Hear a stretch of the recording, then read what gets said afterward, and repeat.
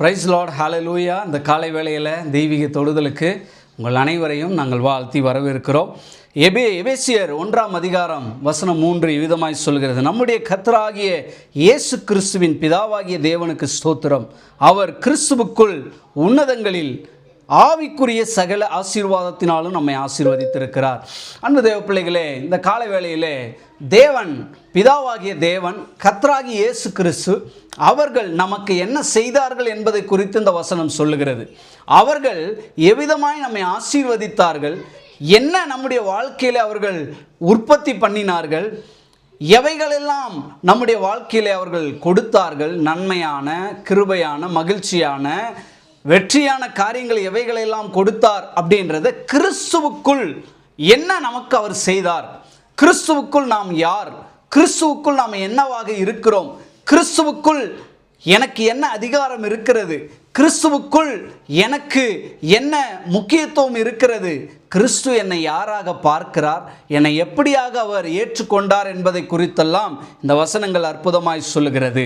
அதாவது நம்முடைய வாழ்க்கையில் தேவன் உங்களை பற்றி என்ன சொல்லுகிறார், தேவன் நம்மளை பற்றி என்ன சொல்கிறாரு, கிறிஸ்துவுக்குள் நான் யார், என்னுடைய ஐடென்டிஃபிகேஷன் என்ன, என்னுடைய முக்கியத்துவம் என்ன, என்னுடைய தகுதிகள் என்ன, என்னுடைய மேன்மைகள் என்ன, என்னுடைய உயர்வுகள் என்ன அப்படின்றதுக்கு இந்த ஒரு வசனமே போதுங்க. ஒவ்வொரு கிறிஸ்தவனும் என்னை பற்றி வேதம் என்ன சொல்லுகிறது, என்னை பற்றி தேவன் என்ன சொல்லுகிறார், என்னை பற்றி கர்த்தருடைய வார்த்தை என்ன சொல்லுகிறது அப்படின்றத ஒவ்வொரு கிறிஸ்தவர்களும் அறிந்து உணர்ந்து அவர்கள் இந்த நிச்சயத்தோடு கூட காணப்பட வேண்டும். அப்பொழுதுதான் கிறிஸ்துவ வாழ்க்கையில் நம்மை சுற்றிலும் என்ன நடந்தாலும் நம்ம அதை பற்றி கவலைப்படாமல், நான் யார், என்னை பற்றி வேதம் என்ன சொல்லுகிறது, மீட்கப்பட்டவனாகி எனக்கு தேவன் என்ன ஆசீர்வாதங்களை வைத்திருக்கிறார் என்பதை ஒரு மனிதன் புரிந்து கொள்ளும் போதுதான் அவன் தடமாறாமல் அவன் கிறிஸ்துவ வாழ்க்கையிலே தொடர்ந்து முன்னேறி செல்ல முடியும். அன்பு தேவ பிள்ளைகளே, அதனால தான் நம்மை குறித்து வேதம் என்ன சொல்லுகிறது, நம்முடைய மதிப்பு என்ன, நமக்கு ஆண்டவர் கொடுத்திருக்கிற பொசிஷன் என்ன அப்படின்றத பற்றி இன்றைக்கு அநேக காரியங்கள் இருக்குது. வேதத்தில் நிறைய காரியங்கள் இருக்குது. சில காரியங்களை நான் உங்களோடு பகிர்ந்து கொள்ளும்படியாக விரும்புகிறேன். பாருங்க, நாம யார் தெரியுங்களா, கிறிஸ்துவுக்குள் நாம் யார் தெரியுங்களா, நீங்கள் அழகானவர்கள் என்று வேதம் சொல்லுகிறது, கிறிஸ்துவுக்குள் நீங்கள் பிரியமானவர்கள் என்று வேதம் சொல்லுகிறது, நீங்கள் கிறிஸ்துவுக்குள் நேசிக்கப்பட்டவர்கள் என்று சொல்லப்படுகிறது, நீங்கள் தெரிந்தெடுக்கப்பட்டவர்கள், நீங்கள் சிறப்பு வாய்ந்தவர்கள், நீங்கள் அவருடைய சாயலால் படைக்கப்பட்டவர்கள், நீங்கள் அவராலே பராமரிக்கப்படுகிறீர்கள், நீங்கள் அவராலே வலிமைப்படுத்தப்படுகிறீர்கள், நீங்கள் அவராலே விலைமதிப்பற்றவர்களாய் இருக்கிறீர்கள், நீங்கள் பாதுகாக்கப்பட்டவர்கள், நீங்கள் தனித்துவமானவர்கள், நீங்கள் முக்கியத்துவமானவர்கள், நீங்கள் மன்னிக்கப்பட்டவர்கள். உங்களை குறித்து ஒரு நோக்கத்தை அவர் வைத்திருக்கிறார். அதாவது நீங்கள் ஒரு நோக்கத்திற்காக படைக்கப்பட்டிருக்கிறீர்கள், நீங்கள் அதிகாரம் பெற்றவர்கள், நீங்கள் ஒரு புதிய படைப்பு, புதிய சிருஷ்டியாய் இருக்கிறீர்கள், நீங்கள் தேவனால் ஏற்றுக்கொள்ளப்பட்டவர்கள், நீங்கள் தேவனுடைய கண்மணிகளாய் இருக்கிறீர்கள், நீங்கள் தேவனுடைய குடும்பமாய் இருக்கிறீர்கள், நீங்கள் தேவனுடையவர்களாய் இருக்கிறீர்கள், நீங்கள் தேவனால் ஆசீர்வதிக்கப்பட்டவர்கள், நீங்கள் தேவனால் தெரிந்து கொள்ளப்பட்டவர்கள், நீங்கள் தேவனால் கனப்படுத்தப்பட்டவர்கள், நீங்கள் தேவனாலே மகிமைப்படுத்தப்பட்டவர்கள். இது நம்முடைய வாழ்க்கையின் அனுபவமாக மாறணும். ஒவ்வொரு சூழ்நிலையிலும் வேதம் என்னை குறித்து என்ன சொல்லுகிறது என்பதை நாம் ஒவ்வொருவரும் மிக தெளிவாக அறிந்து கொள்ளும் போது இன்னும் நம்பிக்கையோட, இன்னும் மகிழ்ச்சியோட, இன்னும் வெற்றியோட நம்முடைய கிறிஸ்துவ வாழ்க்கையை நடத்த முடியும். அன்பு தேவ பிள்ளைகளே, கிறிஸ்துவுக்குள் நான் யாரு, என்னை குறித்து வேதம் என்ன சொல்லுகிறது, என் குடும்பத்தை குறித்து வேதம் என்ன சொல்லுகிறது, என்னுடைய மறுபிறப்பை குறித்து வேதம் என்ன சொல்லுகிறது, என்னுடைய நித்திய வாழ்க்கை குறித்து வேதம் என்ன சொல்லுகிறது, இதை பற்றி ஒரு மனிதன் அறிந்து கொள்வானே ஆனால் நிச்சயமாக அவர்களுடைய வாழ்க்கையில் என்ன விதமான இடரல்கள் வந்தாலும், என்ன விதமான நாச மோசங்கள் நடந்தாலும், கிறிஸ்துவுக்காக அவர்கள் அடிக்கப்படவும் கொல்லப்படவும் தங்களுடைய ஜீவனை கொடுப்பதற்கும் அவர்கள் ஆயத்தமாய் இருப்பார்கள் என்பது எந்த சந்தேகமும் இல்லை. அன்பு தேவ பிள்ளைகளே, இந்த காலை வேளையிலே கிறிஸ்து என்னை யாராய் பார்க்கிறார், நான் யாராய் இருக்கிறேன் என்பதை ஒவ்வொரு கிறிஸ்தவர்களும் அறிந்து கொள்ளும் போதுதான்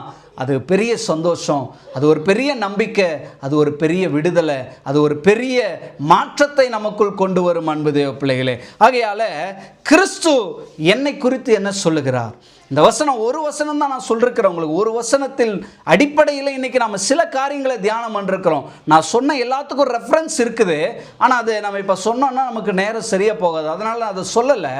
நீங்கள் வேதத்தில் இன்னும் தேடி பாருங்க, ஆண்டவர் என்னை குறித்துன்னா என்னென்னலாம் சொல்லியிருக்கிறாரு, என்னை குறித்து அவர் என்ன மதிப்பிடுகிறாரு, அவர் என்னை குறித்து என்ன விதமாய் வர்ணிக்கிறாரு, அவர் என்னை குறித்து என்ன நோக்கங்கள் என்ன தரிசனங்கள் வைத்திருக்கிறார் என்பது கர்த்தருடைய வேதத்திலே நாம் இன்னும் மிக தெளிவாக தெரிந்து கொள்ள முடியும். ஆகையால் இந்த காலை வேளையிலே நீங்கள் கிறிஸ்துவுக்குள் யாருன்னு தெரியாத வரைக்கும் மற்றவர்களை பார்த்து ஆச்சரியப்பட தான் செய்வீங்க, உலகத்தாரை பார்த்து ஆச்சரியப்பட தான் செய்வீங்க, உலகத்தின் உயர்வுகளை பார்த்து ஆச்சரியப்பட தான் செய்வீங்க, உலகத்தில் உள்ள மக்களை பார்த்தும் உங்க கூட ஓடுறவங்களை பார்த்தோம், மற்ற புறஜாதியாரை பார்த்தோம் நீங்க வியப்படைய தான் செய்வீங்க. உங்களுக்குள் இருக்கிற கிறிஸ்து யார், கிறிஸ்துவுக்குள் நீங்கள் யார் என்பதை அறியாத வரைக்கும் நீங்க உங்க வாழ்க்கையில எந்த சுவாரஸ்யமும் இல்லாம எந்த மகிழ்ச்சியும் இல்லாத ஒரு கிறிஸ்துவ வாழ்க்கையை தான் நீங்க நடத்த முடியும். இந்த காலை வேளையில இந்த தியானத்தின் மூலம் ஆண்டவர் உங்களுக்கு சில காரியங்களை சொல்லியிருக்கிறார். நான் யார், என்னை பற்றி வேதம் என்ன சொல்லுகிறது, கர்த்தர் என்னை பற்றி எப்படி பார்க்கிறார் என்கிறதான அந்த அறிவை ஆண்டவர் நமக்கு இந்த காலை வேளையில் கொடுத்திருக்கிறார். ஆகையால் கண்களை மூடி நாம் ஜெபிப்போம். அன்பின் பரலோக பிதாவே, இந்த காலை வேளையிலே ஆண்டவரே, நாங்கள் யார், கிறிஸ்துவுக்குள் எங்களுக்கு என்ன கொடுக்கப்பட்டிருக்கிறது, எங்களுக்கு என்ன அதிகாரம் கொடுக்கப்பட்டிருக்கிறது, கிறிஸ்துவுக்குள் எங்களுக்கான உயர்வுகள் என்ன, சகல ஆசீர்வாதங்கள் என்ன, ஆண்டவரே சகல கணம் என்ன என்பதை நாங்கள் அறிந்து கொண்டு, ஆண்டவர் என்னை எங்கே அமர வைத்திருக்கிறார், ஆண்டவர் எனக்காக என்ன செய்தார், அவர் எனக்காக என்னவெல்லாம் உண்டு பண்ணி வைத்திருக்கிறார், என்னுடைய வாழ்க்கையில் நிறைவேற்றினவைகள் எவைகள், இன்னும் நிறைவேற்றாமல் இருக்கிறவைகள் எவைகள் என்பதை அறிந்து கொண்டு ஆண்டவரை தொடர்ந்து உமக்குள் வாழ உமக்குள் வளர தேவனாகிய கர்த்தர் எங்கள் ஒவ்வொருவருக்கும் கிருபை தர வேண்டுமாக ஜெபிக்கிறோம். இதை பார்த்து கொண்டிருக்கிற ஒவ்வொருவரும் கிறிஸ்துவுக்குள் ஆண்டவரை தங்களை குறித்ததான அறிவு இல்லாதவர்கள் இந்த வீடியோவின் மூலம் அவர்கள் அறிவு பெருக்கப்படுவதாக, அவர்கள் இன்னும் உம்மை அறிந்து கொள்ளுகிறவர்களாக மாறட்டும். தேவனே, உம்மை அறிகிற அறிவினால் நீர் அவர்களை நிரப்ப வேண்டுமாக ஜெபிக்கிறோம் அப்பா. ஆசீர்வதித்து வழி நடத்தும். இயேசு கிறிஸ்துவின் நல்ல நாமத்தில் வேண்டிக் கொள்கிறோம் பிதாவே, ஆமேன். கர்த்தர் நம்ம எல்லாரையும் ஆசீர்வதிப்பாராக.